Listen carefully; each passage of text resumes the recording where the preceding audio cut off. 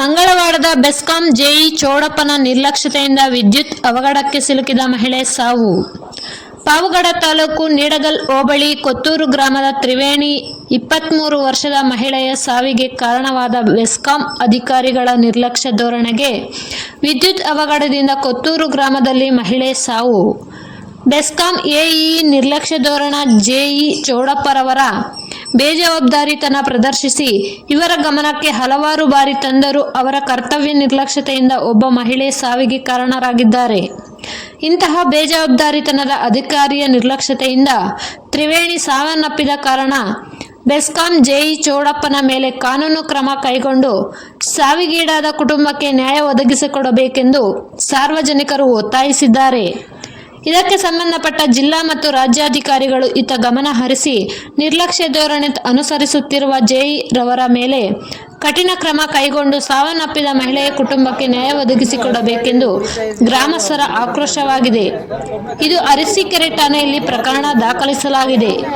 ವರದಿ ನಾಗರಾಜು, ದೇವರಹಟ್ಟಿ.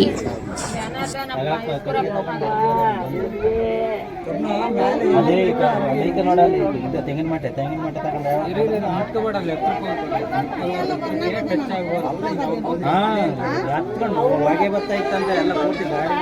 ನಾನು ಇವ್ರ ಗಾಡಿ ಮನೆಗೆ ಬೀಜ ಕೇರ್ಕೊಂತಿದ್ದೆ. ಮೊಮ್ಮಗಳನ್ನ ಆಡಿಸ್ಕೊಂಡು ನಾನು ನೋಡ್ಲಿಲ್ಲ ಬಂದಿದ್ದು. ಕಬ್ಬಣದ್ದೇನೆ ಇಲ್ಲಿತ್ತು ಏಕ ಇತ್ತು ಕಬ್ಬಣದ್ದು. ಅದೆಲ್ಲ ಬಂದು ಬೀಗ ತೆಗೆದು ಮ್ಯಾಲ್ ಕಿಕ್ಕೊಂಡ್ಬಿಟ್ಟು ಹೋಗ್ಯಾಳ ಅಷ್ಟೇ ಅದ್ರಾಗ ಆಗಿರೋದು.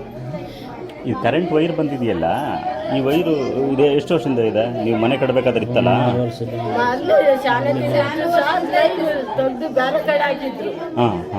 ಅದಕ್ಕೆ ನಾವು ಇದು ಮ್ಯಾಲ್ ಕಟ್ಟಂಗಿರ್ಲಿಲ್ಲ. ಲೈನ್ ತೆಗ್ದ್ರಲ್ಲ, ಅದಕ್ಕೆ ಮ್ಯಾಲ ಅಷ್ಟೇ ಲೈನ್ ಇಷ್ಟು ದಿನ ಕರೆಂಟ್ ಇರಲಿಲ್ಲ ಸರ್. ನಾವು ಮ್ಯಾಲ ಲೈನ್ ಚಿಪ್ಪಸಾಬನ್ನು ಕೇಳಿದ್ವಿ, ಇಲ್ಲ ತೆಗ್ದವ್ರ ಸುಮಾರು ಜನನನ್ನು ಕೇಳಿದ್ವಿ. ತೆಗ್ದಾರೆ ಲೈನ್ ಅಂದ್ರು ಸರ್. ನಾವು ಬೇರೆ ಕಡೆ ಹಾಕಿದೀವಿ ಹಾಕಿದೀವಿ ಅಂತ ಹೇಳಿದ್ರು ಸರ್. ನಮ್ಗೆ ಹೆಂಗ್ ಗೊತ್ತ ಸರ್, ಮಗಳನ್ನು ಬಲಿ ತಗೊಂಡು ಏನಾಗಬೇಕು ಮಗು? ಚಿಕ್ಕಮ್ಮ. ನೀವು ಅವ್ರ ತಾಯಲ್ಲ? ತಾಯಿ. ಹುಡುಗಕ್ಕೆ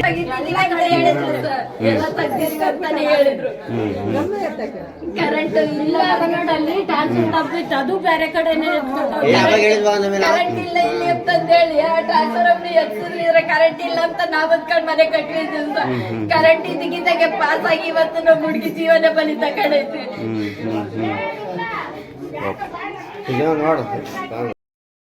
ತ್ರಿವೇಣಿ ಅಂತ ಮನೆ ಕೆಲಸ ನಡೀತಾ ಇದೆ. ಲೇಬರ್ ಬಂದ್ಬಿಟ್ಟು ಕೆಲಸ ಇದೆ, ಕೀ ತಗೊಂಡು ಬನ್ನಿ ಅಂತ ಫೋನ್ ಮಾಡಿದ್ದಾರೆ. ಅವಳು ಕೀ ತಗೊಂಡು ಮಗುನ ಎತ್ಕೊಂಡು ಬಂದಿದ್ದಾಳೆ. ಎಲ್ಲಿರೋದವರು? ಅವರು ಗೊಲ್ರಟ್ಟಿಲಿ ಇರೋದು, ಹಳೆ ಮನೆ ಹತ್ರ ಇರೋದು. ಅವರು ಬಂದಾಗ ಅವಳು ಏನೋ ಅಲ್ಲಿ ಕಬ್ಬಣ ಇತ್ತಂತೆ, ಅದನ್ನ ಎತ್ಬಿಟ್ಟು ಸೈಡ್ ಗಿಡನ ಅಂತಂದು ಹೇಳ್ಬಿಟ್ಟು ಹೋಗಿದ್ದಾಳೆ ಎತ್ಕೊಂಡು. ಅದು ಲೈನಿಗೆ ಟಚ್ ಆಗಿಬಿಟ್ಟು ಈ ಥರ ಘಟನೆ ನಡೆದಿದೆ. 1 ವರ್ಷದ ಮಗುವಿದೆ ಅವಳು. ಸ್ವಲ್ಪ ಗಟ್ಟಿಯಾಗಿ ಮಾತಾಡೋಣ, ಸ್ವಲ್ಪ ಗಟ್ಟಿಯಾಗಿ ಮಾತಾಡೋ ಸಬ್ಜೆಕ್ಟ್. ನೀನು ಯಾವಾಗ ಬಂದರೆ, ನೀನು ಯಾವಾಗ ನೋಡಿದೆ? ಯಾರಾದರೂ ಘಟನೆ ನಡೆದು ಒಂದು 5 ನಿಮಿಷಕ್ಕೆ ಫೋನ್ ಮಾಡಿದ್ರು. ಇಲ್ಲಿ ನೋಡಿ ಜನಾರ್ದನ್ ಅಂತಂದು ಹೇಳ್ಬಿಟ್ಟು ನೋಡಿ ಕಟ್ಟಿಗೆ ತಗೊಂಡು ಹೊಡೆದಿದ್ದಾನೆ. ಹೊಡೆದ್ಬಿಟ್ಟು ಫೋನ್ ಮಾಡ್ದ. ನಾವು ಅಲ್ಲಿಂದ ಬರೋದಕ್ಕೆ ಸುಟ್ಟು ಕರ್ಕಲಾಗಿ ಹೋಗಿಲ್ಲ ಅವಳು. 5 ನಿಮಿಷನೇ ಅವಳು ಬಂದು ಇಲ್ಲಿ 5 ನಿಮಿಷಕ್ಕೆ ಈ ಘಟನೆ ನಡೆದು.